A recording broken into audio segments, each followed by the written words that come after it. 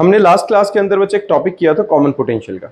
Common potential में हमने किया क्या था, एक बार हल्का सा रिकैप दे रहा हूँ। जिस टाइम पे अगर जो दो कैपेसिटर्स को हम आपस में कनेक्ट करते हैं और दो कैपेसिटर्स जिनकी पोटेंशियल अलग अलग थी, उनको अगर मैं किसी कंडक्टर के थ्रू आपस में कनेक्ट कर देता हूँ तो क्या होगा, high potential to low potential charge का मूवमेंट हो जाएगा। जो चार्ज पहले इंडिविजुअली डिस्ट्रीब्यूटेड था एक एक पर, एक पे चार्ज की वैल्यू क्या थी C1V1, दूसरे पे क्या थी C2V2। अब वो चार्ज जब वापस से डिस्ट्रीब्यूट होगा तो किस तरीके से होगा, जब तक दोनों कैपेसिटर्स का सेम पोटेंशियल लेवल नहीं आ जाता तब तक वो charge high to low flow करता रहेगा। अब जब चार्ज रीडिस्ट्रीब्यूट होने के बाद कॉमन पोटेंशियल क्या हुई, जब दोनों के दोनों कैपेसिटर्स जिनको मैंने आपस में कनेक्ट किया है, जैसे इस वाले केस में हमने किया हुआ, पॉजिटिव को पॉजिटिव से, नेगेटिव को नेगेटिव टर्मिनल से कनेक्ट किया, तो इसमें हमारे पास ये दोनों कैपेसिटर्स की क्या आ गई है, सेम पोटेंशियल आ गई है। तो जब सेम पोटेंशियल आ गई है उसको हमने क्या बोला कि कॉमन पोटेंशियल है। चार्ज ट्रांसफर हुआ है कहां से कहां, high potential to low potential. Let us assume ऊपर वाला ज्यादा पोटेंशियल पे था तो हाई टू लो शिफ्ट हुआ है, गया कहीं नहीं है, वेस्ट कहीं नहीं हुआ है। तो अल्टीमेटली जो टोटल पोटेंशियल थी वो सेम ही रहनी थी, मतलब टोटल चार्ज जो था वो सेम रहना था।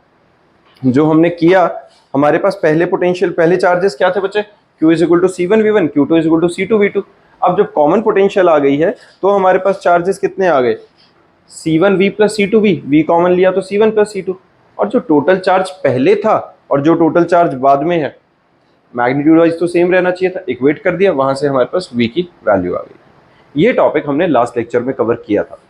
आज इसको वापस से मैं रिकैप क्यों दे रहा हूं तुम्हें, क्योंकि हमारे को इसी चीज को यूज करके loss of energy on sharing charges करना है। अगर अब मैं दो कैपेसिटर्स को आपस में कनेक्ट करता हूं तो उन कैपेसिटर्स के कनेक्ट होने की वजह से कुछ एनर्जी लॉस होगा, चार्ज का लॉस नहीं हो सकता। एनर्जी लॉस अगर हो रहा है तो वो हम निकाल के देखेंगे कि वैल्यू क्या निकलेगी। देखो अपने को एक चीज पता है बच्चा, जब हमारे पास कॉमन पोटेंशियल नहीं थी इनिशियली, जो टोटल एनर्जी थी पूरे सिस्टम की, सिस्टम मतलब दो कैपेसिटर्स की, एक की एनर्जी कितनी है, हाफ C1V1 का स्क्वायर प्लस हाफ C2V2 का स्क्वायर। ये एनर्जी थी दोनों की इंडिविजुअली, दोनों का सम किया, total energy associated with the system आ गया, वो आ गया U1। U1 क्या है हमारे पास, वो एनर्जी जब इंडिविजुअल कैपेसिटर्स थे, ओवरऑल मिला के उनकी टोटल एनर्जी ये थी। अब हम क्या कर रहे हैं, टोटल एनर्जी बिफोर शेयरिंग। अब जब वो कॉमन पोटेंशियल पे आ गए हैं, उनको जब हमने कनेक्ट कर दिया तो ये कॉमन पोटेंशियल का भी हमने फॉर्मूला निकाला था, C1V1 plus C2V2 divided by C1 plus C2, है ना, total charge by total capacitance. अब इसके हिसाब से जो एनर्जी निकालेंगे वो क्या होएगा, हाफ CV स्क्वायर, C कितने आएगी, total capacitance C1 plus C2 और V का स्क्वायर, ये आया। अब अगर टोटल एनर्जी बिफोर शेयरिंग और टोटल एनर्जी आफ्टर शेयरिंग है तो डिफरेंस कितना आएगा, एनर्जी लॉस कैसे पता चलेगा, दोनों को माइनस कर दो, है ना। यहाँ पे मैंने क्या किया, V की वैल्यू सब्स्टिट्यूट कर दी और जो हमारे पास आया U1 माइनस U2 करते हैं, लॉस ऑफ एनर्जी का फॉर्मूला हमें मिल जाएगा। किसी को परेशानी, ठीक है। तो लॉस ऑफ एनर्जी जब हमने सॉल्व किया है, देखो U1 माइनस U2 सिंप्लीफाई करेंगे, वो नॉर्मल मैथमेटिकल कैलकुलेशन से कुछ बहुत ज्यादा नहीं है, सॉल्व कर रहे हैं तो मेन हम यहाँ बात कर रहे हैं, ये देखो C1 into C2 common, V1 minus V2 का whole square, that means this value will be positive in nature. C1 plus C2 फिर एडिशन है, फिर पॉजिटिव रहेगा और कैपेसिटेंस नेगेटिव में होगी भी नहीं इनकी, तो अल्टीमेटली ये पूरी वैल्यू ग्रेटर देन जीरो है, that means there is certain loss in energy, है ना। अगर ग्रेटर देन जीरो है इसका मतलब कुछ ना कुछ तो वहां पे एनर्जी लॉस होगा ही होगा। तो ये when the charges are shared between two bodies their potential becomes equal, the charges acquired are in the ratio of their capacitance, no charge is really lost but some loss of energy does occur। ठीक बात, simple बात आ गई है। तो इसी के साथ हमारा कैपेसिटेंस वाला वो वाला पार्ट ऊपर वाला वाइंड अप हो जाता है। अब एक नया टॉपिक, बिल्कुल नया टॉपिक अपना शुरू होता है, डाइइलेक्ट्रिक्स। कैपेसिटेंस से बाहर नहीं है, मतलब ऐसा नहीं है मैं ये कह रहा हूँ कि नया टॉपिक दैट मींस कैपेसिटर से अलग कोई चैप्टर, कैपेसिटर्स के अंदर ही अभी तक जो हमने कैपेसिटर्स के अंदर बात करी है, कैपेसिटर का प्रिंसिपल क्या था, when the two conductors are separated by certain dielectric, यही था ना। डाइइलेक्ट्रिक क्या होता है, कोई इंसुलेटिंग मीडियम। तो अब हम बात क्या कर रहे हैं बच्चा, अगर मेरे पास डाइइलेक्ट्रिक की बात हो रही है तो पहले डाइइलेक्ट्रिक को समझ लेते हैं। क्या डाइइलेक्ट्रिक क्या होता है, डाइइलेक्ट्रिक्स बेसिकली इंसुलेटिंग मटेरियल, है ना। डाइइलेक्ट्रिक में हमने क्या कहा था, एयर हो गई, माइका शीट हो गई, पेपर हो गया, ये सारी चीजें क्या थी, सारे के सारे इंसुलेटर्स हैं। तो डाइइलेक्ट्रिक्स are insulating material which transmit electric effect without actually conducting electricity. अब ये क्या बात हुई? डाइलेक्ट्रिक्स हमारे पास क्या है बच्चे? डाइलेक्ट्रिक्स हम किस चीज के लिए बोल रहे हैं कि कुछ ऐसी चीजें, डाइलेक्ट्रिक्स आर इंसुलेटिंग मटेरियल, कुछ ऐसी चीजें जो इंसुलेटर्स है but still they can conduct without actually conducting, without actually conducting electricity. They can transmit electric charge. Transmit electric charge का मतलब क्या हुआ? That means they can conduct. तो इसका हुआ क्या, मतलब क्या हुआ? इसका सिंपल एग्जांपल हमने काफी बार डिस्कस किया है. मान लो मेरे पास क्या है, एक ये कंडक्टर है, ये जो पेंसिल है ये कंडक्टर है, और एक ये पेन है ये कंडक्टर है. ये किसी बैटरी के नेगेटिव टर्मिनल से कनेक्टेड है, ये किसी बैटरी के पॉजिटिव टर्मिनल से कनेक्टेड है, और बहुत ज्यादा हाई पोटेंशियल पे है. अब अगर मैं इनको काफी क्लोज ले आता हूं, ऐसे क्लोज ले आया, अब ये टच नहीं कर रहे हैं, लेकिन due to extremely high potential इनके बीच में जो एयर है वो क्या होनी शुरू हो जाएगी? आयनाइज होनी शुरू हो जाएगी. आयनाइज होगी तो इनके बीच में एक स्पार्क क्रिएट होगा, इसके बारे में हमने बात करी हुई है. ठीक है, तो वो जो स्पार्क क्रिएट होगा, दैट मीन्स जो एयर अदरवाइज इंसुलेटिंग थी but still it can transfer electric, है ना, it can transfer electric effect, that means charge. और ये सर्किट को कंप्लीट करने का काम करेगा. अगर मैं इस सर्किट के अंदर यहाँ पे एक बल्ब लगा देता हूँ और इनको बहुत क्लोज रखता हूँ, तो मे भी चांसेस हैं वो बल्ब फ्लक्चुएट तो करना शुरू कर देगा और वो ग्लो भी करेगा. क्यों? क्योंकि ये कंडक्ट कर रहा है इस वक्त, ये जो इंसुलेटिंग मीडियम है ये कंडक्ट करना शुरू कर गया. तो वो डाइलेक्ट्रिक्स होते हैं. Dielectrics are basically insulators only, but they have certain capabilities, और हम कैपेबिलिटीज नहीं कहेंगे बल्कि ये कहेंगे कि they have certain value up to which they can behave as insulator. Beyond that potential they will start behaving as a conductor, और वो कंडक्टर की तरह बिहेव करने का तरीका थोड़ा अलग रहेगा उनका. समझ में आई ये बात? तो इनमें हुआ क्या, जैसे एयर का आयनाइज वाला एग्जाम्पल है. फॉर एग्जाम्पल अब अगर हम बात कर रहे हैं, फर्स्ट ऑफ ऑल दो तरीके के हमारे डाइलेक्ट्रिक्स हो सकते हैं. कैसे कैसे? पोलर, जो पोलर होंगे और नॉन पोलर होंगे. नॉन पोलर क्या होंगे? पोलैरिटी पता है क्यों आती है? केमिस्ट्री का कंसेप्ट है अपना सीधा से, इलेक्ट्रोनेगेटिविटी के डिफरेंस की वजह से, इलेक्ट्रोनेगेटिविटी के डिफरेंस की वजह से डेल्टा नेगेटिव डेल्टा पॉजिटिव आएगा. अब delta negative delta positive, that means एक जो मॉलिक्यूल है जो कि कोवलेंटली बॉन्डेड था, but due to the electronegativity difference वहां पर पोलैरिटी अराइज हो गई है. डन. लेकिन अगर हमारे पास non polar dielectric, non polar क्यों होगा? अब हाइड्रोजन है बच्चा अपने पास, हाइड्रोजन है, दोनों तरफ बराबर बराबर इलेक्ट्रोनेगेटिविटी, कोई ट्रांसफर नहीं, कोई शिफ्टिंग ऑफ इलेक्ट्रॉन क्लाउड नहीं, दैट मींस किसी तरीके का इलेक्ट्रोनेगेटिविटी डिफरेंस नहीं है, इसलिए नॉन पोलर है. लेकिन वहीं अगर मैं HCl का एग्जांपल ले लेता हूं, HCl के एग्जांपल में क्या है? Chlorine being highly electronegative, electron cloud shift करेगा अपनी तरफ, डेल्टा नेगेटिव, और हाइड्रोजन पे डेल्टा पॉजिटिव आएगा. तो ये क्या हो गया? Polar dielectric. डन है. HCl जो मॉलिक्यूल्स हैं अदरवाइज वो कंडक्टर्स नहीं है, वो डाइलेक्ट्रिक है, इंसुलेटिंग मीडियम है, लेकिन वो क्या है? पोलैरिटी पोजेस करते हैं. तो ये पोलराइजेशन का कंसेप्ट समझ में आया. पोलराइजेशन के अंदर क्या हुआ? जो कि अदरवाइज एक न्यूट्रल सब्सटेंस होना चाहिए, पर उस पर डेल्टा नेगेटिव और डेल्टा पॉजिटिव चार्ज डिस्ट्रीब्यूट हो गया. समझ में आई है? पोलराइजेशन पता चल रहा है बच्चे होता क्या? एक अगर मैं सिंपल भाषा में बताऊं, मान लो कि यहाँ पर एक कमरे के अंदर पॉजिटिव और नेगेटिव चार्ज है, but due to certain influence positive एक तरफ और नेगेटिव एक तरफ आ गया है, पॉजिटिव एक तरफ और नेगेटिव एक तरफ आ गया, तो हम क्या कहेंगे? पोलराइजेशन हो गई है. लेकिन पूरा पॉजिटिव और नेगेटिव आएगा तो पूरा ऑब्जेक्ट पोलराइज हो गया. अब मैं छोटे छोटे टुकड़ों में कर लेता हूं. इस कमरे के अंदर लेट अस अज्यूम कपल्स बैठे हुए हैं, हर बेंच पे कपल्स है, मान लो अगर ऐसा है, ठीक है, ऑफेंड मत हो अभी कोई भी, है ना, और गलत भावनाओं में मत बहना. तो हमारे पास कपल्स के अंदर अब मैं क्या बोल रहा हूँ कि किसी रीजन से मैंने क्या बोला? Boys left side, girls left right side, जो भी है, मतलब अब सारे बॉयज लेफ्ट साइड नहीं, एक बेंच पे लड़का लेफ्ट साइड में बैठा है, लड़की राइट साइड में बैठी है. अगर ऐसे हम करते जाएं, इस तरीके से करें, तो हर एक मॉलिक्यूल की इंडिविजुअल पोलराइजेशन हो गई है. समझ में आ रही है? तो पूरा वो डाइलेक्ट्रिक मीडियम पोलराइज्ड है उसको. ठीक है, समझ में आई है ये वाली बात? अब इसको एक बार विजुअलाइज करते हैं, देखते हैं. देखो, नॉन पोलर मॉलिक्यूल कैसे थे? नॉन पोलर मॉलिक्यूल्स के अंदर जब इलेक्ट्रिक फील्ड जीरो है, plus minus plus minus plus minus इस तरीके से थे. जैसे ही हमने किसी सर्टेन इलेक्ट्रिक फील्ड के अंदर रखा, तो पॉजिटिव एक तरफ अलाइंड हो गए, नेगेटिव एक तरफ अलाइंड हो गए, पोलराइजेशन हो गई है उसकी. क्लियर है? और अगर अब मैंने इसको, अब एक और बात समझना, अब मैंने क्या किया, अगर मेरे पास डाइलेक्ट्रिक मीडियम के अंदर मैं पोलराइजेशन जब करवा रहा हूं, अब समझना एक और, अगर पॉजिटिव सारा एक साइड होगा, नेगेटिव सारा एक साइड होगा, तो क्या होगा? अगर सारा पॉजिटिव एक साइड, नेगेटिव एक साइड हो गया, तो ये तो डायपोल जैसा कुछ नहीं होना शुरू हो गया, फिर तो उसकी खुद की इलेक्ट्रिक फील्ड इंटेंसिटी नहीं बिल्ड हो गई, हुई कि नहीं? जब तक एक्सटर्नल फील्ड नहीं थी तो वो हमारा डाइलेक्ट्रिक क्या था? न्यूट्रल था। इलेक्ट्रिक फील्ड के इन्फ्लुएंस में, एक्सटर्नल फील्ड के इन्फ्लुएंस में अपनी पोलराइजेशन के कारण उसमें इंटरनल इलेक्ट्रिक फील्ड इंटेंसिटी आ गई कि नहीं? And that is true in the opposite direction of applied electric field. ये बात समझ में आई है? एंड ईपी जो यहाँ पर है वो यही उस इलेक्ट्रिक फील्ड को रिप्रेजेंट कर रहा है जो पोलराइजेशन की वजह से आई है। समझ में आ गया?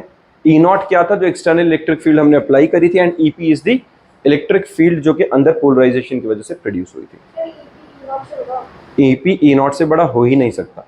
क्यों? क्योंकि ई नॉट के इन्फ्लुएंस की वजह से ईपी जनरेट हुआ है, ठीक है? तो कम होगा ऑब्वियसली, या बराबर होगा किसी बहुत ज्यादा हाई सिचुएशन में, कोई एक्सट्रीम सिचुएशन में, वरना हमेशा कम होगा। बात समझ में आई है ये?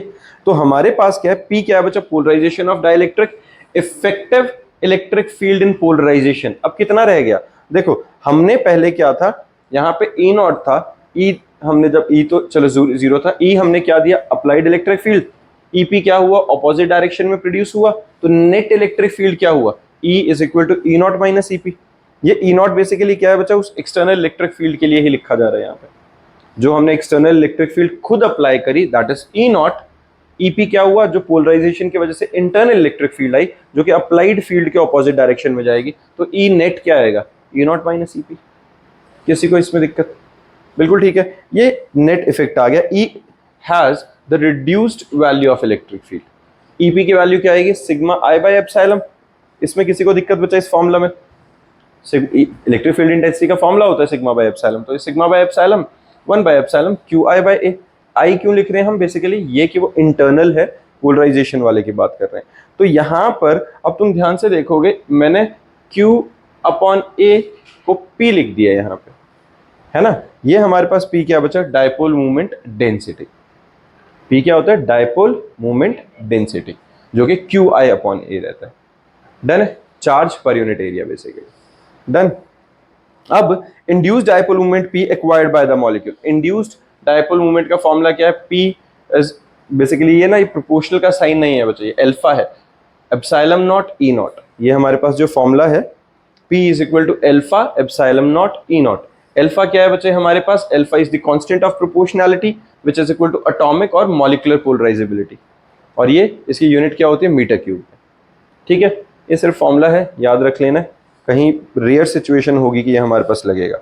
रेशियो ऑफ एक्सटर्नल फील्ड, अब यहां पे ध्यान दो एक बार, ratio of external electric field applied, ये हमने एक्सटर्नल लगाई थी जो E not, to the reduced value of electric field E क्या निकला था? ई नॉट माइनस ईपी, तो रिड्यूस्ड वैल्यू आई थी, is constant for the material.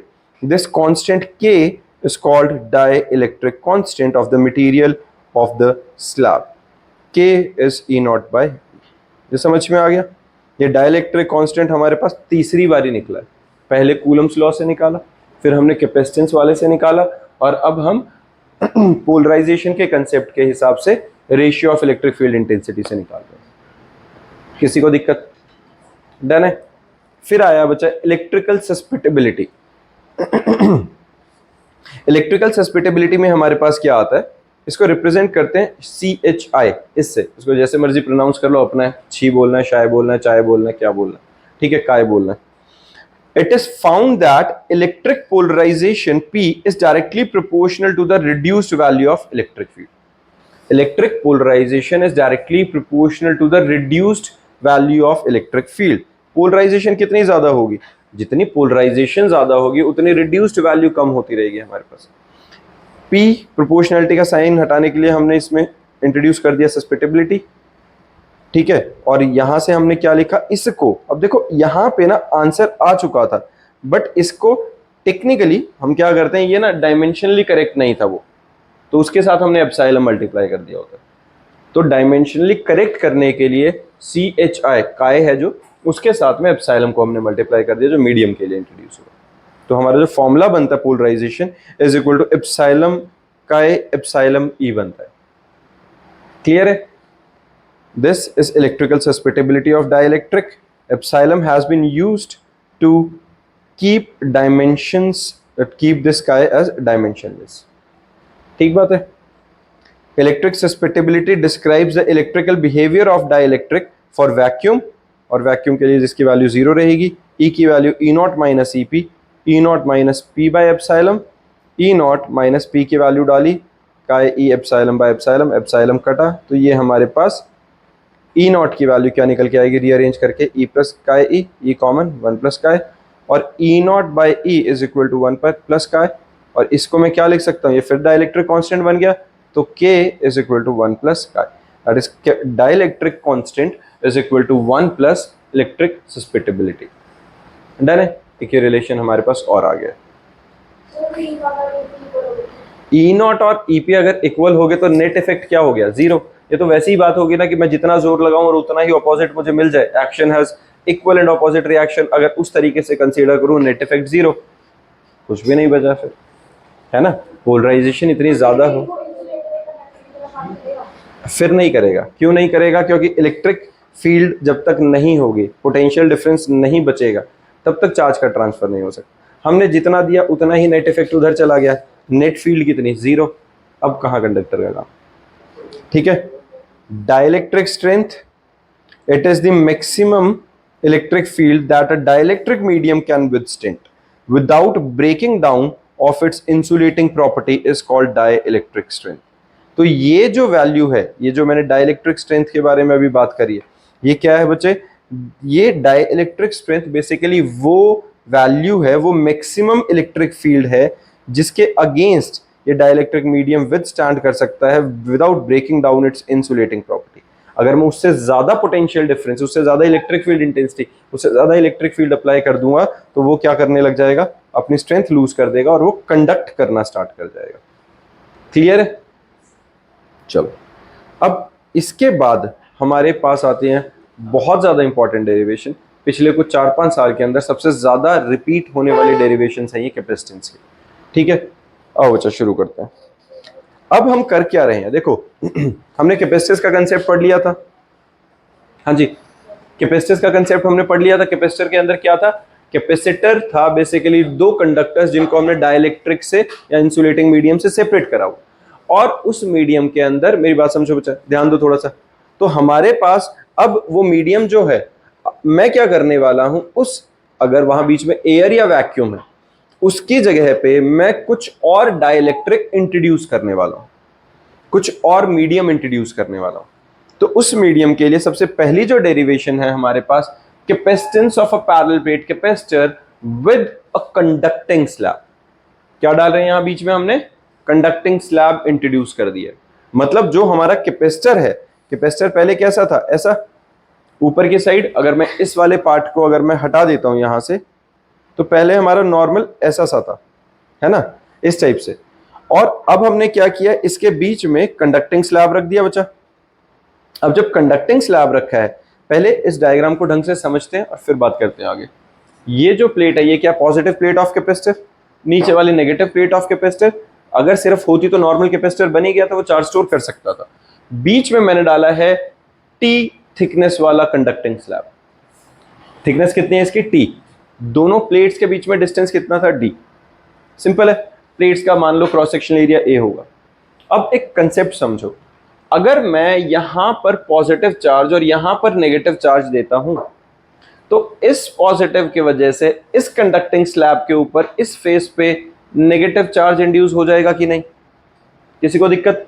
Positive की वजह से ऑपोजिट फेस पे नेगेटिव इंड्यूस होगा, और इस नेगेटिव की वजह से यहां पॉजिटिव इंड्यूस हो जाएगा, होगा।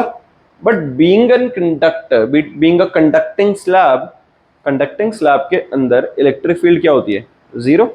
हमने इलेक्ट्रोस्टैटिक शील्डिंग वाले में भी पढ़ा था ये। तो कंडक्टिंग स्लैब है, उसके अंदर इलेक्ट्रिक फील्ड क्या रहेगी, 0।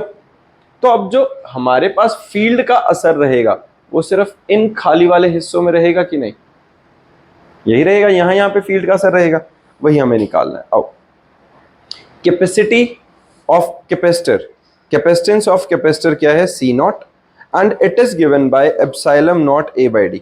किसी बच्चे को इसमें प्रॉब्लम, ये फॉर्मूला सबको पता है ना, C नॉट का formula epsilon not A by D। Done. हाँ जी, डाइलेक्ट्रिक कांस्टेंट नहीं, कोई स्पेसिफिक मटेरियल, कोई कंडक्टर रख दो, आयरन का रख लो, कॉपर का रख लो, एल्यूमिनियम का रख लो, वो तुम्हारी इच्छा है, ठीक है।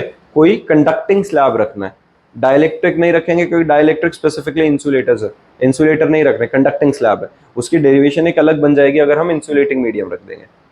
तो अब हमारे पास ये बताओ बच्चे, कैपेसिटेंस का फॉर्मूला पता है, epsilon not A by D. E not हमारे पास क्या है बच्चा, E not is the original value और ओरिजिनल यूनिफॉर्म इलेक्ट्रिक फील्ड जो पहले थी।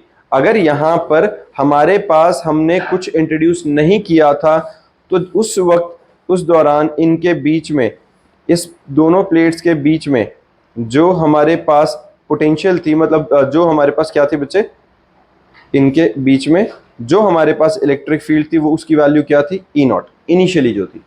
अब जब हमने इसके बीच में कंडक्टिंग स्लैब इंट्रोड्यूस कर दिया है तो हुआ क्या, कंडक्टिंग स्लैब इंट्रोड्यूस करने से पहली बात हमने क्या इंट्रोड्यूस किया, टी थिकनेस वाला। When a conducting slab of area A and thickness T which is less than D, D क्या था, distance between the two plates, उससे कम डिस्टेंस वाला हमने टी थिकनेस वाला अपना बीच में इंट्रोड्यूस कर दिया है। Conducting is induced between the plates, the charges plus minus q appears on the two faces of the slab। ये समझ में आया था सबको, कहां से आया, अगर मैंने यहां पर एक प्लेट पे प्लस क्यू चार्ज दिया, एक पे माइनस दिया, तो प्लस क्यू की वजह से माइनस क्यू यहां इंड्यूस हुआ होगा, माइनस क्यू की वजह से प्लस क्यू यहां इंड्यूस हुआ होगा। डन, पोलराइजेशन की वजह से हो रहा है, ये पता है अपने को। तो इससे क्या हुआ, plus minus Q appears on the two faces of the slab, the electric field inside the slab, the electric field inside the slab is zero, being a conductor उसके अंदर क्या रहेगी, electric field zero. now the original electric field E naught now exists over a distance d minus t। किसी बच्चे को इसमें problem है कि अब जो ओरिजिनल इलेक्ट्रिक फील्ड है वो सिर्फ कहाँ आ गई है बच्चा, d माइनस टी वाली जगह पे, सिर्फ यहाँ पे और यहाँ पे आएगी कि नहीं, है ना, क्योंकि बीच में तो जीरो हो गई है। तो हमारे पास अब पोटेंशियल डिफरेंस का फॉर्मूला क्या होता है बच्चा, potential difference between the plates V is equal to E into d होता था, पर अब यहाँ क्या फॉर्मूला बना, A into D minus t, क्योंकि T वाले हिस्से में तो कोई इंपैक्ट रहा ही नहीं, सिर्फ ऊपर और नीचे वाला हिस्सा बचा, ऊपर और नीचे वाला हिस्सा कितना है, D माइनस टी। किसी को इसमें परेशानी, गोविंद भाई साहब पक्का पता चल रहा है, ठीक है। तो E into D minus t, E naught की वैल्यू क्या होती है, sigma by epsilon naught times d minus t. Sigma क्या है, सरफेस चार्ज डेंसिटी, जिसकी वैल्यू क्यू बाई ए होती है, सब्स्टिट्यूट कर देते हैं, V is equal to Q by epsilon naught d minus t. Done है, समझ में आ रहा है बच्चे, अगर नहीं आ रहा है बता दो, मैं एक बार रिपीट कर देता हूं यहां तक। चलो, C क्या होता है बच्चे, capacitance Q by V, Q की वैल्यू और V की वैल्यू जो हमारे पास निकली है, V की वैल्यू क्या थी बच्चे, अभी जो हमने निकाली है ये वाली, इस वैल्यू को सब्स्टिट्यूट कर दो तो हमारे पास क्या आएगा, Q, सब्स्टिट्यूट करो बच्चा, Q by A epsilon naught D minus T, Q से Q कट गया, एप्सिलॉन नॉट A, मैंने नीचे क्या कॉमन लिया, यहाँ पे हमने इस वाली वैल्यू के अंदर से D कॉमन लिया, जब D कॉमन लिया तो अंदर क्या बच गया, 1 माइनस टी बाई डी, जो हमारे पास epsilon not A by D है ये तो C नॉट बन गया, तो इसी को मैंने C नॉट लिख लिया और over 1 minus T by D answer आ गया हमारे पास। किसी को परेशानी इसमें, डन है, साथ के साथ लिख रहे हो ना, आ रहा है समझ में, सेक्शन बच्चा क्लियर है। तो C की वैल्यू क्या आ गई है, C not divided by 1 over 1 minus T by D, ये हमारा फाइनल रिजल्ट आ गया। अब एक बात देखो बच्चा, वी नो दैट जो T है D से छोटी वैल्यू है, अगर T D से छोटी वैल्यू तो ये 1 से छोटा फ्रैक्शन आएगा, अब 1 से छोटे फ्रैक्शन के साथ मैं C नॉट को डिवाइड करूंगा तो हमारे पास C की वैल्यू बढ़ के आएगी। दैट मीन्स अगर मैं एक कंडक्टिंग स्लैब को इंट्रोड्यूस करता हूं तो हमारी जो ओवरऑल कैपेसिटेंस होती है वो ज्यादा आ जाती है, capacitance is greater than C not, capacitance increases by on introducing a conducting slab in between the plates. Done है, पता चला, ये नोट डाउन करो फटाफट से। और अगर T और D इक्वल आ जाए, T और D अगर इक्वल आ जाए तो नीचे D बाई डी कट के ये तो 1 आ जाएगा, 1 minus 1 is 0, anything divided by 0 is infinite, that means उस केस में क्या हो जाएगी, इनफाइनाइट कैपेसिटेंस आ जाएगी उसकी। ठीक है, नोट डाउन करो फटाफट से। हाँ जी, लिख लिया बच्चे सबने? एक बार मैं फिर से रिकैप दे रहा हूं इसी वाले का, देख लो हमने क्या किया था अभी। डायग्राम समझो एक बार। हमारे पास एक कैपेसिटर था जिसके प्लेट्स के बीच में थिकनेस कितनी थी बच्चा? प्लेट्स के बीच में डिस्टेंस था d। इसके ऊपर हमने प्लस क्यू चार्ज दिया हुआ है, ठीक है ऐसा, और इसके ऊपर हमने माइनस क्यू चार्ज दिया हुआ है, मान लो ऐसा। डन। इसके बीच में मैंने क्या इंट्रोड्यूस कर दिया? एक डाइलेक्ट्रिक नहीं सॉरी कंडक्टिंग स्लैब पहले। अब ये जो कंडक्टिंग स्लैब हमने इंट्रोड्यूस किया है इसकी थिकनेस कितनी है? टी। जब ये इंट्रोड्यूस नहीं किया था तो यहां पे प्रॉपर इलेक्ट्रिक फील्ड थी, इस तरीके से इलेक्ट्रिक फील्ड थी थ्रू आउट, कितनी? ई नॉट मान लेते हैं, ई नॉट थी। लेकिन अब जब ये कंडक्टिंग स्लैब बीच में आ गया तो इस पॉजिटिव की वजह से इसके अंदर यहां पे नेगेटिव इंड्यूस, इस नेगेटिव की वजह से यहां पे पॉजिटिव इंड्यूस हो गया कि नहीं? क्लियर है? ये इंड्यूस हुआ। अब यहां पॉजिटिव यहां नेगेटिव, तो इंटरनल इलेक्ट्रिक फील्ड किस डायरेक्शन में गई? ऑपोजिट डायरेक्शन में जानी चाहिए थी। लेकिन बीइंग अ कंडक्टर इसके अंदर कोई इलेक्ट्रिक फील्ड होगी ही नहीं, इंटरनल इलेक्ट्रिक फील्ड होगी जीरो, है ना? कंडक्टर के बीच में कोई इलेक्ट्रिक फील्ड नहीं आनी हमारे पास। तो अब हमारे पास इस इलेक्ट्रिक फील्ड का इंफ्लुएंस कहां बचा? सिर्फ इन वाले ही हिस्से में। और ये जो हिस्से हैं इनको मैं क्या लिख सकता हूं? d माइनस टी लिख सकता हूं कि नहीं? यही डेरिवेशन थी अपनी। हमारे पास जो कैपेसिटेंस था, कैपेसिटेंस का फॉर्मूला क्या था बच्चा? कैपेसिटेंस का क्या फॉर्मूला है? बोलो जल्दी। अरे सी नॉट की वैल्यू क्या है? Epsilon not A by D. गरीबों, डेरिवेशन कर रहे हो और तुम्हें ये नहीं पता चल रहा है, यही था, है ना? क्यू बाई वी था, वी की वैल्यू सब्स्टिट्यूट करी है हमने थ्रू आउट, अभी डेरिवेशन करके हटे हम ये वाली, epsilon not A by D है अपने पास। अब अगर जो सी नॉट की वैल्यू ये कब थी? जिस टाइम पे कुछ इंट्रोड्यूस नहीं था तब की वैल्यू थी। अब हमने क्या किया? जिस टाइम पे ये कंडक्टिंग स्लैब बीच में इंट्रोड्यूस किया तो इस इन वाले एरियाज में जहां मतलब कंडक्टिंग स्लैब नहीं है, उस बची हुई एरिया के अंदर पोटेंशियल कितना निकलेगा? V का फॉर्मूला हमारे पास क्या था बच्चा? देखो V हमने क्या निकाला था, यहीं से देख लो एक बार। हमने V की वैल्यू क्या निकाली थी? Q अपॉन ए epsilon naught D minus T. ये कहां से आया अब अपने पास? हमारे पास जो V का फॉर्मूला होता था, अदरवाइज पोटेंशियल का फॉर्मूला क्या होता था? A इंटू डी, है ना? पोटेंशियल का फॉर्मूला हमारे पास होता था A इंटू डी। डी क्या होता था? जहां पे इलेक्ट्रिक फील्ड का इंफ्लुएंस है, यहां पे कहां है? D माइनस टी की जगह पे, यही था। E क्या होता था? Sigma by epsilon not, sigma by epsilon naught D minus t. Sigma को मैं क्या लिख सकता हूं? सिग्मा क्या होता है? Surface charge density, Q by A. हुआ कि नहीं? ये V निकल गया। कैपेसिटेंस का फॉर्मूला क्या होता था बच्चा? कैपेसिटेंस क्या था? Q by V। Value substitute कर दो। मतलब पता है, तुम छोटे छोटे से फॉर्मूलाज हैं, एकदम से याद नहीं रख रहे हो तो हर बार सभी कुछ रट्टा बनता जाएगा ऐसे। तो वैल्यू सब्स्टिट्यूट करो बच्चा इसमें। Q बाय V की वैल्यू जब हमने सब्स्टिट्यूट करी, Q by A epsilon naught D minus T, Q से Q कटा, ए एप्सिलॉन नॉट ऊपर गया तो ए epsilon not divided bye D minus T. बना कि नहीं है? मैं अब एक काम करता हूँ, नीचे से D कॉमन ले लेता हूँ, ए एप्सिलॉन नॉट D अगर कॉमन लिया तो कितना बचा? 1 माइनस टी बाई डी, और A epsilon not by D, A epsilon not by D को तो सी नॉट लिख सकता हूं। तो मेरे पास C की वैल्यू C not divided by 1 minus T by D आ गई, which is always greater than, है ना? ये वाली वैल्यू जो रहेगी ये लेस देन 1 आने वाली है क्योंकि T की वैल्यू D से छोटी है। तो ये मिला जुला के हमारे पास क्या रहेगा? एंड रिजल्ट ये रहेगा जो C will be greater than C not in every case. That means अगर मैं कभी कंडक्टिंग स्लैब बीच में इंट्रोड्यूस करता हूं तो हमारे पास इसकी कैपेसिटेंस बढ़ जाएगी। अब क्लियर है? तुमने ये छोटे छोटे फॉर्मुलाज में डायरेक्ट पूछ रहा हूं ना, इंस्टेंटली पूछ रहा होता हूं तो ब्लैंक हो जाते हो। ध्यान रखो बच्चे, याद रखो, ये रिलेट हो रही है, पूरा चैप्टर आपस में रिलेटेड है। इलेक्ट्रिक फील्ड इंटेंसिटी का शुरू से लेके पोटेंशियल का V इंटू डी वाला, फिर उसके बाद कैपेसिटेंस वाला जो Q बाई V है, सबके अंदर वैल्यू सब्स्टिट्यूट हो रही है, इससे ज्यादा और कुछ नहीं है इसमें। अब हमारे पास इस टॉपिक के बाद आता है बच्चा same derivation, same concept. Basically derivation तो चलो थोड़ा सा अलग रहेगा, सेम फंडा। हमारे पास एक कैपेसिटर जिसके अंदर हमने क्या है, ऊपर और नीचे वही प्लस और माइनस, दो plates separated by distance d, and अब हम इसके बीच में क्या इंट्रोड्यूस कर रहे हैं? Dielectric slab. हमने पिछली डेरिवेशन में क्या इंट्रोड्यूस किया था बच्चा? Conducting slab. डाइलेक्ट्रिक स्लैब के अंदर क्या होगा? डाइलेक्ट्रिक स्लैब के अंदर डाई इलेक्ट्रिक पोलराइजेशन हो जाएगी प्रॉपर। डाइलेक्ट्रिक पोलराइजेशन के कारण इसके अंदर इंटरनल इलेक्ट्रिक फील्ड आ जाएगी ईपी। पता चला?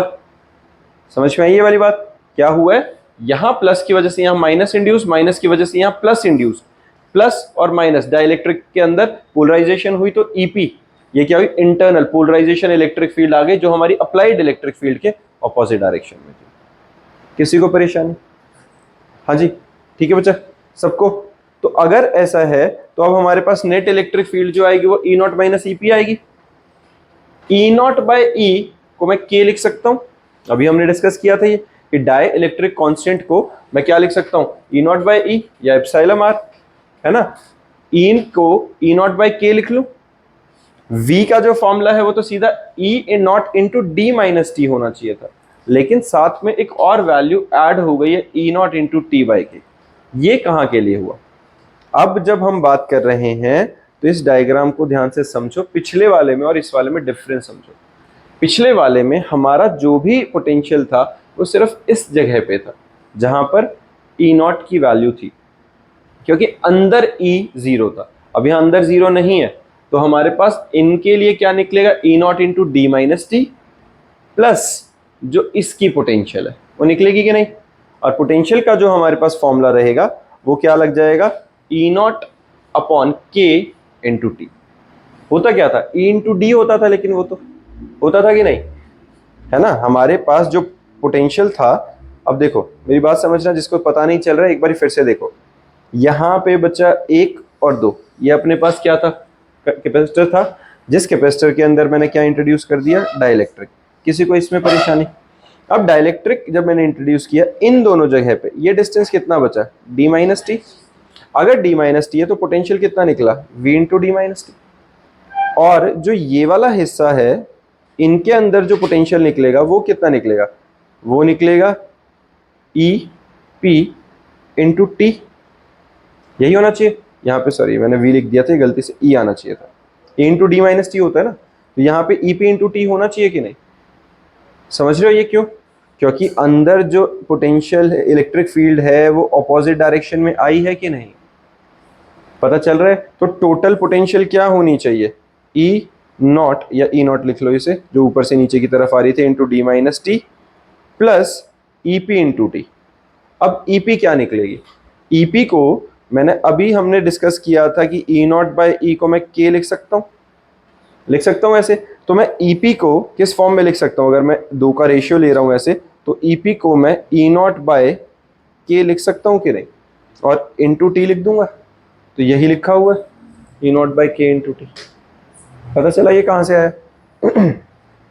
हाँ जी बच्चा, कोई बच्चा जिसको इसमें परेशानी हो? फिर से बता देता हूँ, देखो मेरी बात समझो, मैं बोर्ड पे करा देता हूँ एक बारी। हमने क्या किया बच्चा? सेम सब कुछ, देखो ये तो ज़्यादातर चीज़ें सारी सेम है, डायग्राम में सेम है, सब सेम है, बस फर्क क्या आ गया अब हमारे पास? अब हमारे पास ये ई जीरो ना होके इसकी वैल्यू आएगी कुछ ई पी, है ना। बाकी तो सारा सेम है, क्योंकि कंडक्टिंग की जगह अब डाइलेक्ट्रिक आ गया है, तो इसके अंदर ऑपोजिट डायरेक्शन में ईपी इंड्यूस हो गई। डन, ठीक बात है। अब मेरे पास पोटेंशियल कहां कहां निकलेगी? एक तो निकलेगी बच्चा इस डी माइनस टी वाले इलाके में, उसके लिए मैं पोटेंशियल एक काम करता हूं, V1 नाम रख लेता हूं इसका, है ना। और V1 का फॉर्मूला क्या होता है बच्चा? V is equal to A into D, E not into D. E naught क्या थी? जो हमारी एक्सटर्नल फील्ड हमने, मतलब पहले ही जो कैपेसिटर के अंदर फील्ड जनरेट हो रही थी पॉजिटिव और नेगेटिव प्लेट्स के बीच में, सॉर्टेड है। प्लस प्लस छोड़ो, V2 का नाम रख लेते हैं इसे। V2 क्या है बच्चा? जो इंटरनल फील्ड आएगी। इंटरनल फील्ड क्या आएगी? EP टाइम्स जो इसकी थिकनेस है, आएगी कि नहीं? नेट पोटेंशियल क्या आएगी? नेट पोटेंशियल V क्या आएगा बच्चा? V1 प्लस V2 आना चाहिए। V1 की value E not times D minus T plus EPT। किसी को परेशानी? अब मेरे को एक रिलेशन पता है, जो डाइलेक्ट्रिक कांस्टेंट होता है वो किसके इक्वल होता है बच्चा? E naught by EP। किसी मीडियम हो गया ना एक तरह से ये, इसके बीच में अगर मैं डाइलेक्ट्रिक कांस्टेंट की वैल्यू निकालूं तो ये निकलेगी। यहां से मैं EP को E0/K लिख लूं तो कोई दिक्कत किसी को? डन है। तो जब मैं पोटेंशियल के अंदर ये वैल्यू सब्स्टिट्यूट करूंगा तो हमारे पास क्या आएगा, E0 times D minus T plus E0/K times T। किसी को दिक्कत है इसमें? तो हमारे पास जो हमने वैल्यू निकाली है यहां तक सबको क्लियर हो गया कि E0 into D minus T plus E0/K into T कैसे आया है। अब हमें क्या करना है, अब सिंपल सिंप्लीफाई करना है। तो जब मैं सिंप्लीफाई कर रहा हूं तो इसके अंदर वैल्यूज पे देखो बच्चा, E0 की value sigma by epsilon naught, जिसको मैं Q by A epsilon naught लिख सकता हूं।